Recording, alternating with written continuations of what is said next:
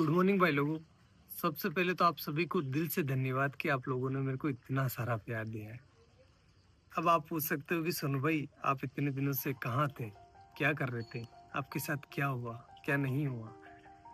तो भाई लोगों सच बता रहा हूँ, पिछले 60 दिनों से मैं अपने घर पर बैठकर रो रहा हूँ। बहुत सारी एंजाइटी फील कर रहा हूँ और बहुत कुछ हो रहा है, मतलब क्योंकि मेरी जिंदगी बर्बाद हो चुकी है। अब मेरे पास कुछ भी नहीं है करने को। क्या हुआ है मेरे साथ, कुछ अलग हुआ है मेरे साथ, जिस वजह से जो भी मैं था ना वो खत्म हो गया है। कैसे हुई है मेरी जिंदगी बर्बाद, ये जानना है आपको अगर, या फिर मेरे को मैं बताऊं कि मेरे को मैं बता सकता हूँ आपको कि मेरी जिंदगी कैसे बर्बाद हुई है, तो उसके लिए मेरी जिंदगी जाननी पड़ेगी कि सोनू ने स्ट्रगल करके क्या अपने जीवन में हासिल किया था और उसके पास अब वो नहीं है। सोनू जिंदा रहने के लिए भी संघर्ष करा है सोनू भाई ने, जिंदा रहने के लिए। तो मैं बताता हूँ आपको कि मेरी जिंदगी कैसी थी, तब आपको भी समझ में आएगा कि मैंने क्या खोया है और मैं ऐसा क्यों सोच रहा हूँ कि मेरी जिंदगी बर्बाद हो गई है। और सबकी शुरुआत होती है मेरे नाना जी के घर से, वहीं से शुरू करते हैं।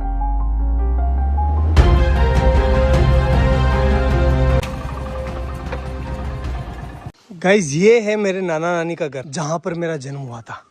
चलो अंदर चलकर देखते हैं कौन कौन है।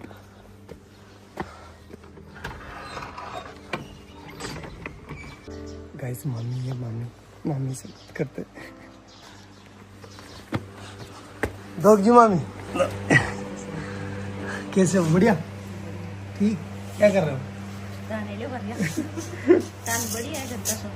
हाँ तैयार है, सब तैयार है। तो कुछ ऐसा दिखता है नाना नानी का घर। मेरा जन्म हुआ था यहाँ पर। पहले आपको पता है कि ना हॉस्पिटल वगैरह नहीं जाते थे, मतलब बच्चे जो है वो घर पर ही हो जाते थे। तो मेरा भी जन्म ऐसे ही हुआ है। मामी हम यहाँ कौन से कमरे में रहते थे पहले, जब मैं छोटा था ना, बच्चा था तब? इस वाले में। ये है वो रूम जहां पर हम बचपन में रहा करते थे, ये वाला। देखो आप, ये देखो इधर इधर इधर इधर। इस वाले रूम में जो है भेड़ और बकरियों के बच्चे रहा करते थे, क्योंकि बाहर कुत्ते मार देते थे ना, इसलिए। और इस वाले पोर्शन में जो है मेरी बूढ़ी नानी, जो अब इस दुनिया में नहीं है, और मेरी मम्मी दोनों रहा करती थी। और यहीं पर हम जो है पले बड़े हुए। एक्चुअली में हुआ क्या था गाइस कि यार वो एल्कोहलिक थे, थोड़ा सा उनकी हैबिट थी कि उनको नशा लग गया था।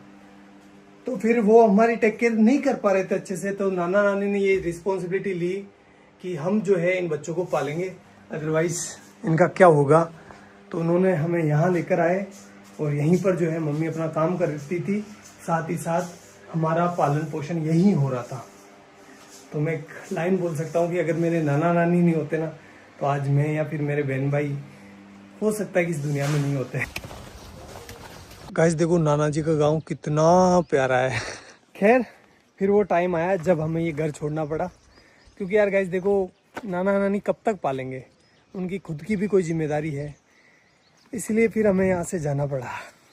चलो अपन भी चलते हैं, लेकिन उससे आशीर्वाद ले लेते हैं। चलो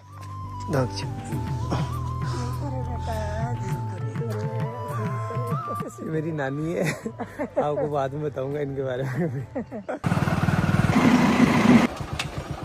और अपने गांव आते ही हमें घरेलू परिस्थितियों के कारण अपने घर नहीं घुसने दिया गया, इसलिए हमने बड़े पापा की कोठी का चुनाव किया। म्याऊ म्याऊ।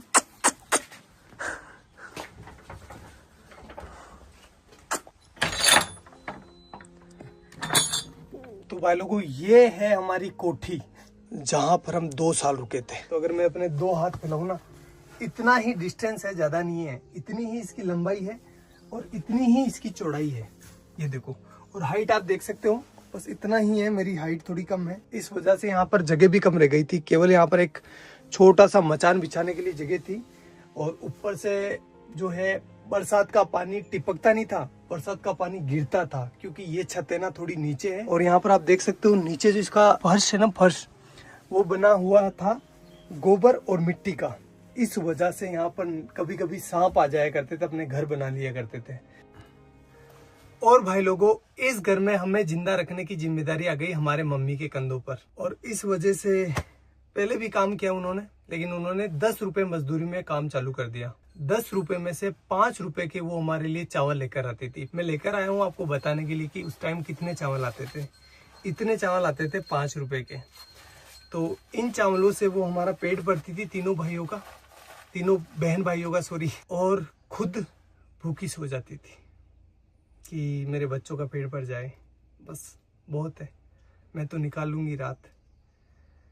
और हम ना समझते उस टाइम, तो हम नहीं समझ पा रहे थे कि हमारी माँ जो है वो भूखी सो रही है। हम तो बस अपना पेट भरने का ध्यान दे रहे थे। लेकिन मेरी मम्मी जो है उस टाइम बिना कुछ खाए भूखी सो रही थी। एक जो कटोरी होती है आटे की, उसको संभाल के रख रही थी कि जब बुरा टाइम आएगा तो मैं अपने बच्चों को खिलाऊंगी। खुद कुछ नहीं खा रही थी, एक टाइम खाना खाती थी पूरे दिन में वो, और कंटिन्यूस काम कर रही थी वो।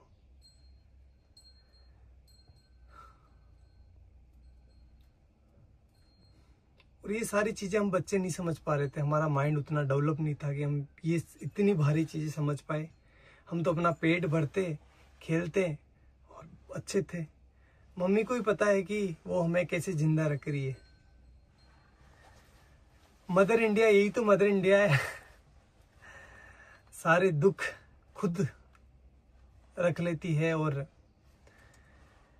अपने बच्चों तक किसी भी प्रकार की प्रॉब्लम्स नहीं पहुंचने देती है।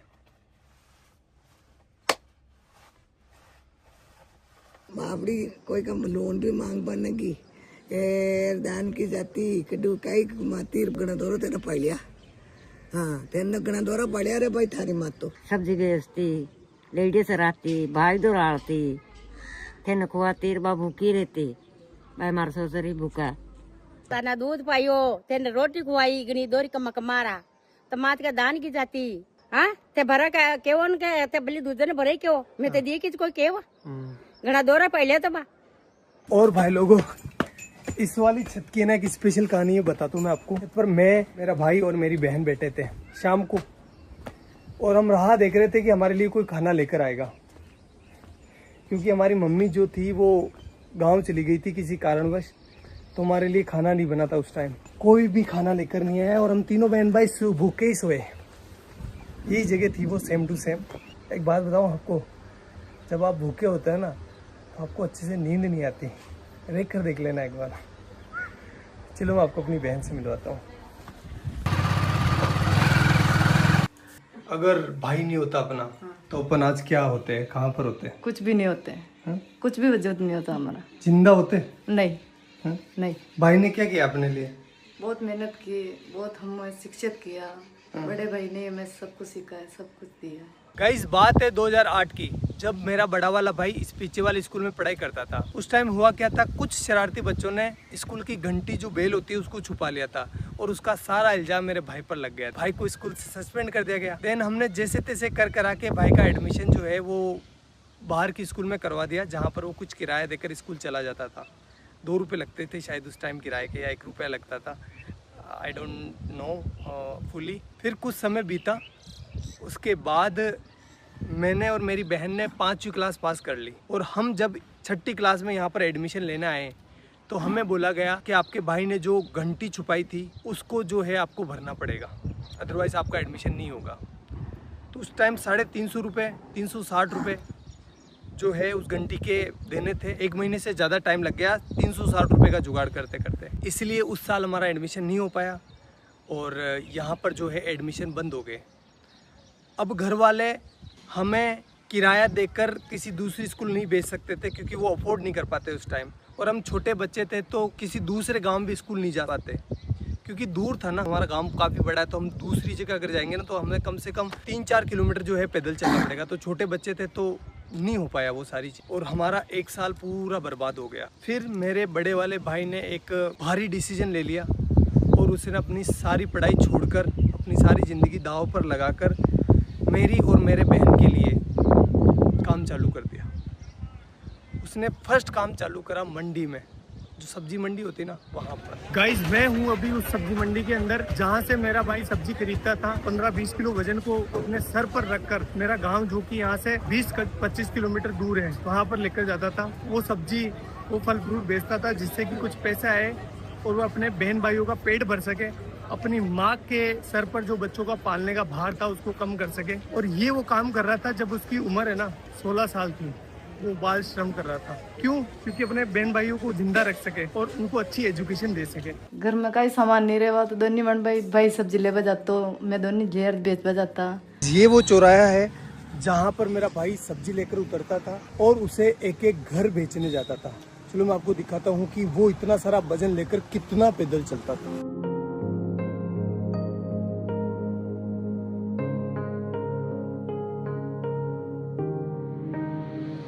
उस 20 किलो वजन को अपने सर पर रखकर इन घरों में घूम घूम कर सब्जियां बेचता था। इस काम में कुछ लोग पैसे नहीं देते थे, मतलब सब्जियां उधार ले लेते थे और फिर बोलते थे कल ले लेना, परसों ले लेना। भाई लोगों एक बार की बात है, सामने जो पाबूजी महाराज का मंदिर दिखाई दे रहा है ना, उनके बारे में मैं ऐसा बताया गया, जो लड़के बैठे होते हैं ना चौराहे पर, बदमाश नहीं बदमोश उन्होंने ऐसा बोला कि मेला है पाबूजी महाराज का, तो इस दिन इस डेट को पाबूजी महाराज का मेला है, तो तुम अपनी सब्जी और फल फ्रूट लेकर आ जाना यहाँ पर। तो हमने सोचा अच्छा है कि हमारा जो है फल फ्रूट बिक जाएगा और हमारा कुछ बेनिफिट हो जाएगा। हम आए तीनों बहन भाई, तो यहाँ पर आकर देखा तो कोई मेला नहीं था और उन्होंने थोड़े से हमसे फल फ्रूट ले लिए और हमको डरा धमका के भगा दिया। तो एट दी एंड धंधा जो है वो इतना अच्छा चल नहीं रहा था, इसलिए उस काम को भी हमें छोड़ना पड़ा। हमें नहीं, मतलब भाई को छोड़ना पड़ा।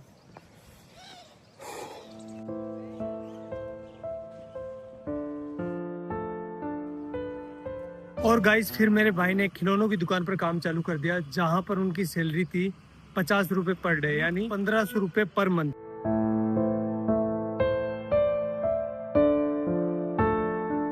एक महीने बाद जब भाई की सैलरी आई तो उसने लगभग आधा भाग यानी 700 रुपए के आसपास मेरे और मेरी बहन के लिए बुक्स लेने में खर्च कर दिया, जबकि खुद काम पर फटे हुए कपड़े पहनकर जा रहा था। वो चाहता तो अपने लिए कपड़े ले सकता था ना, लेकिन नहीं लिए उसने। लेकिन हम खुश थे। क्यों खुश थे? क्योंकि पहली बार रजिस्टर आया था, पहली बार हेल्प बुक आई थी, अब हमारे भी अच्छे दोस्त बनेंगे। यार बुक्स अच्छी आती है तो दोस्त आते ही है ना, भाई तेरी हेल्प बुक दे दे, तो हमारा कॉन्फिडेंस है ना सीधा आसमान चला गया।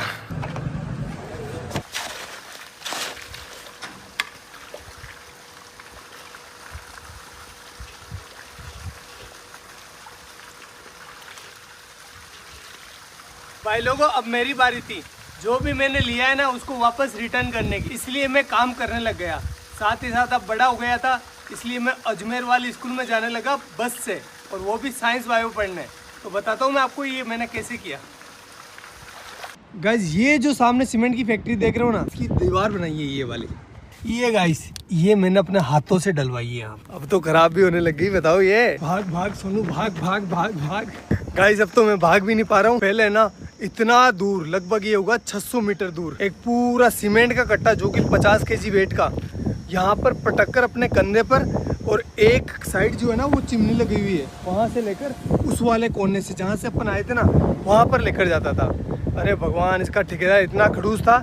जब मैं बोलता था ना, मैं छोटा था तो दर्द तो होता है यार, 50 किलो का कट्टा लेकर जाता था तो पेन हो रहा था मेरे को। तो मैंने बोला सर कि मेरे से ना ये लेकर नहीं जा पा रहा हूँ मैं इसको। तो बोला कि काम पर क्यों आया है, पैसे किस बात के मिलेंगे, ऐसे बोलते थे। करना पड़ता था भाई। तो ये वाला काम तो मेरे को ज़िंदगी भर याद रहेगा, क्योंकि वो सीमेंट के कट्टों ने मेरी रीढ़ की हड्डी में प्रॉब्लम कर दी। गाइज ये जो आप बिल्डिंग देख रहे हो ना, ये हमने बनाई है एक मजदूर के तौर पर। और गाइज ये वाली जो टंकी आपको दिखाई दे रही है, ये बनवाई है। हाँ, ये जो दीवार आप देख रहे हो ना, ये सब कुछ। भाई लोगों, भैंस चराते टाइम बायोलॉजी पढ़ने का मजा ही कुछ अलग होता है, क्योंकि एग्जाम्पल यहाँ पर सामने होते हैं। जब एक बगुला है ना भैंस के आसपास होता है तो उसका मतलब ये है कि वो सेब पोजीता कर रहा है। क्योंकि आप देख सकते हो जहाँ पर भैंसें चर रही है ना, उसके पास एक बुगला है। ये देखो बुगला है। क्योंकि जब भैंस चारा खाती है ना, तो चारा हिलने की वजह से उसके अंदर जो कीड़े होते हैं वो बाहर निकल जाते हैं, और ये बुगला उनको खाकर पेट भर लेता है। ये दो जीवों का एक संबंध है, जिसमें एक को कोई भी घाटा नहीं होता और दूसरे को फायदा हो जाता है। प्रेरित धाराओं से उत्पन्न होने वाले चुंबकीय क्षेत्र का मान सदैव इस प्रकार होता है कि वो उन कारणों का विरोध करता है जिसके कारण इसकी स्वयं की उत्पत्ति हुई है। अरे डब डब डब, डब जा।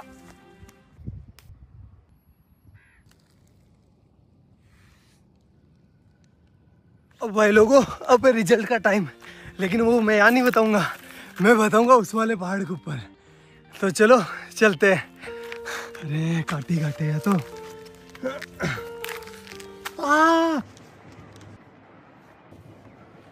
अब भाई लोगों, मेरा आ गया 12th का रिजल्ट।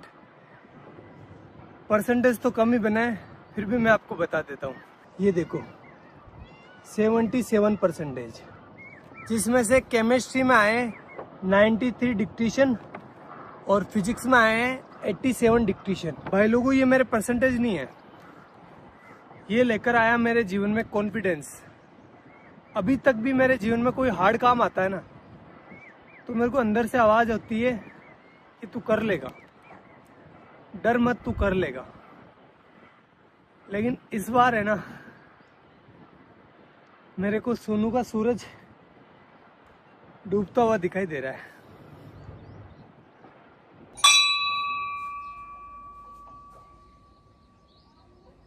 भाई लोगों, अब मैं टीचर बन चुका था, चलो क्लास लेकर आते हैं। हाइजेनबर्ग का अनसर्टेनिटी प्रिंसिपल, जिसके बारे में अपन बात करने वाले हैं, ठीक है। चलो बताओ कहाँ पर जाकर गिरेगा। कि जब एक मार्कर मेरे हाथ से निकला ना, तो ऑटोमेटिकली आपकी नजर जो है मार्कर के ऊपर होती हुई आपको पता चल गया कि मार्कर कहाँ जा रहा है। इसकी पोजीशन पहले ये कहाँ पर है वो पता है, और इसकी स्पीड पता है, और ये किस डायरेक्शन में जा रहा है पता है, तो अपन इसका पाथ डिसाइड कर सकते हैं। एक इलेक्ट्रॉन को ये वरदान दिया है, भगवान ने ऐसा हाथ रखा, जा बेटा जा, इस दुनिया में जा, और तेरी है ना कोई इंसान एक टाइम पर ना तो तेरी पोजीशन, मतलब दोनों को एक साथ पता नहीं कर सकता। फिर ऐसे करते करते मैं टीचर बन गया, और मेरे पास बहुत काम था। 3-4 कोचिंग ऑफलाइन जाता था, 1-2 ऑनलाइन थी, मतलब मस्त। और जो भी चीज़ें मैंने अपने परिवार के लिए सोची थी, भाई के लिए, मम्मी के लिए, वो मैं कर रहा था अच्छे से, कोई दिक्कत नहीं थी। उसी टाइम मेरे पास आया भैया का कॉल सीधा टीम से भैया का कॉल। इतना खुश हो गया था मैं यार, भैया का, इतने बड़े आदमी का कॉल डायरेक्ट आया था मेरे पास। तो फिर भैया का कॉल आया, और भैया ने बोला मेरे को, सोनू यार हमारे यहाँ पर है ना एक साइंस की लड़के की डिमांड है, तो तू आ सकता है क्या। मैंने बोला ठीक है भैया, मैं कर लूँगा, कोई दिक्कत नहीं है। तो फिर मैंने वहाँ पर मतलब ऑफिस में पार्ट टाइम जॉब चालू कर दिया। 2-3 घंटे के लिए जाता था, केमिस्ट्री से रिलेटेड और फिजिक्स से रिलेटेड, मतलब ऑल ओवर साइंस का काम मैं संभालने लगा। और ऐसे करते करते करते करते 2 महीने निकले। 2 महीने के बाद भैया ने आगे से बोला मेरे को कि सोनू तो ऐसा कर, फुल डे ज्वाइन कर ले, सारा दिन काम कर, और पॉसिबल है तो कर ले। घर वालों से बात करी, घर वालों ने, मेरे बड़े वाले भाई से मैंने पूछा, तो उसने कहा कि यार देख तू ज्वाइन कर ले, कोई दिक्कत नहीं, अपने ही गांव के तो कोई प्रॉब्लम नहीं होगी। मैंने कहा ठीक है कर लेता हूँ, इसमें क्या दिक्कत है, आपने बोल दिया तो वो सब आपसे आगे क्या है, कोई नहीं, कुछ नहीं है। ऐसा करके मैंने टीम को ज्वाइन कर लिया, और फिर मेरा अच्छा शानदार टाइम आया।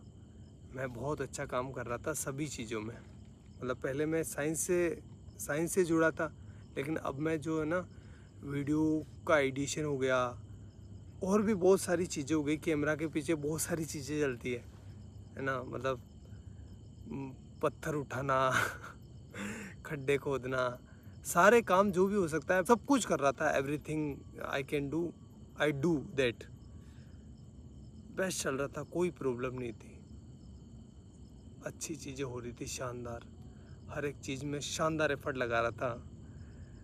जो मतलब एक वीडियो आपको लगता है कि बहुत ईजी होता है, लेकिन ईजी नहीं होता, बहुत हार्ड काम है एक वीडियो को बनाना।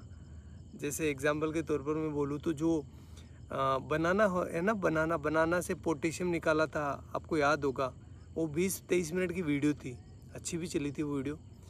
उस वीडियो को मैं संभाल रहा था पीछे, उसका सारा केमिस्ट्री मैं संभाल रहा था। उस वीडियो को गाइस शूट करते करते 2 से 3 महीने निकल गए, इतना एफर्ट लगाया इस पर, और वीडियो चली भी सही, आपका प्यार भी दिखा उसमें।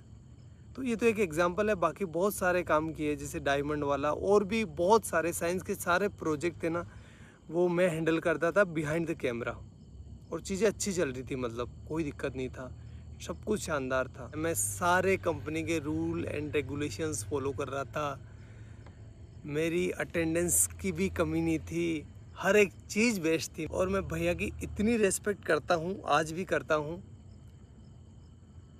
कि भैया के सामने कभी ऐसा टाइम था मैं चेयर पर नहीं बैठता था। मतलब मुझे लगता था कि नहीं, मेरी औकात नहीं इनके बराबर बैठने की। और आज तक मैं उनसे हैंडशेक नहीं करता। जब भी वो कुछ अच्छी चीज़ करते ना तो वो हैंडशेक करते थे। मैंने मतलब मेरा ऐसा था कि नहीं यार, भैया से हैंडशेक कैसे कर सकते हैं अपन। मैं उनके पैर छूता था, इतनी इस लेवल पर रेस्पेक्ट कर रहा था मैं। सब कुछ चीज़ें शानदार चल रही थी, कोई भी प्रॉब्लम नहीं थी किसी भी प्रकार से। अभी 2-3 महीने पहले ही मेरे साथ कुछ ऐसा हुआ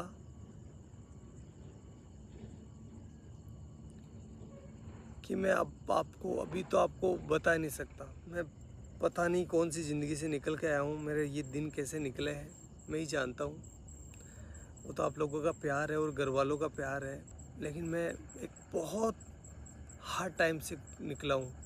तो मैं कुछ बोलकर क्योंकि मेरी मेंटल हेल्थ और मेरी इमोशनल हेल्थ दोनों ही ठीक नहीं अभी।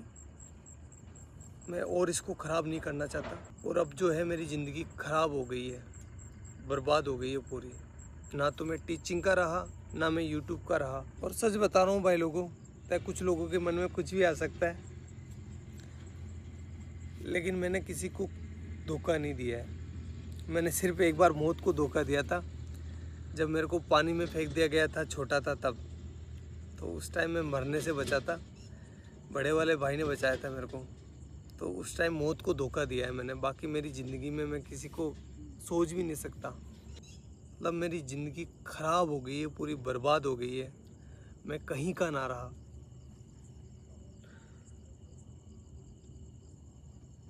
लेकिन घर वालों को वो चीज़ें नहीं दिखा सकता मैं। वो मेरी वजह से परेशान हो रहे थे, और आगे से मैं रहूँगा भी नहीं। ना तो आपके सामने रहूँगा, ना घर वालों के सामने रहूँगा। और साल भर तक मैं ट्राई करूँगा, अगर मेरे से ये हो जाता तो ठीक, अदरवाइज़ मैं जो है वापस अपने एजुकेशन फील्ड में चला जाऊँगा। और साथ ही जो है अपनी एजुकेशन को भी सुधारूँगा।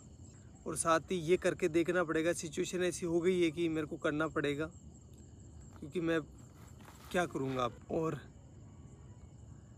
आगे आने वाले टाइम में बताऊँगा मैं आपको कि मेरे साथ क्या हुआ है, लेकिन अभी मेरे को माफ़ करना, मैं नहीं बता सकता। मैं वापस वो डार्क टाइम नहीं देखना चाहता। आगे जाकर बताऊँगा, मैं पक्का बताऊँगा, लेकिन अभी नहीं। हाथ जोड़कर रिक्वेस्ट है।